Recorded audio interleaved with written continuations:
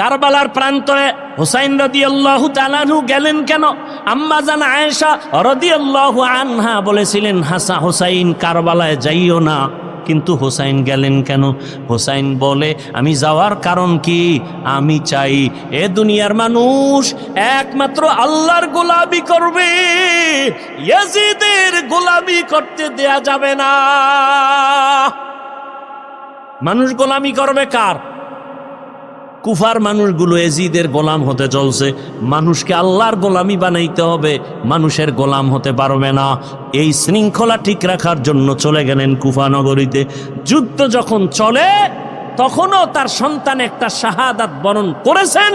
ঠিক সেই সময়ে ইতিহাস বলে হোসাইন নামাজে রক্ত হয়েছে, নামাজ পড়েছেন, কাজা করেননি।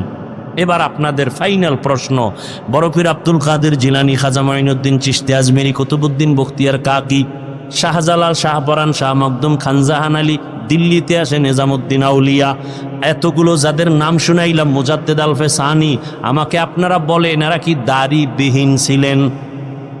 এরা নামাজ ছাড়া ছিলেন? তাহলে আপনারা যদি ভক্তই দাবি করেন, আপনাদের দাড়ি নেই কেন? নামাজ নাই কেন? হোসাইন রাদিয়াল্লাহু আনহু কারবালার প্রান্তরে নামাজ কাজা করেন নাই, আপনাদের নামাজ নাই কেন?